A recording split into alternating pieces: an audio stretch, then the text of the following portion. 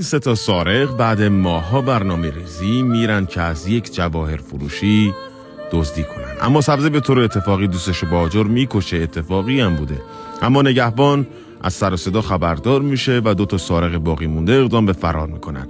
قرمز تعجیل میکنه و سبزه جا میمونه. قرمز لاشی بوده، دوستش سوار بشه. بعد عجیبه اما به طور معجزه‌آسایی موفق شدن فرار کنن.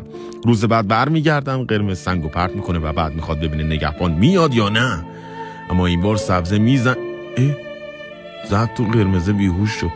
اما خیلی عجیبه، دوباره میتونن فرار کنن و باز هم فرار میکنن. فردا برمیگردن، قرمزه میگه من میرم اونور وای میسم نزنی تو سر من لاشی و سنگو بزن، و دوباره سبزه قرمزه مرد. اینجا قرمزه میمیره، سبزه هم نمیدونسته چیکار کرد. خودشم مرد. واقعیه؟ آره واقعیه. ریدم تو بخت و اقبال بد و رفیق فوق لاشی.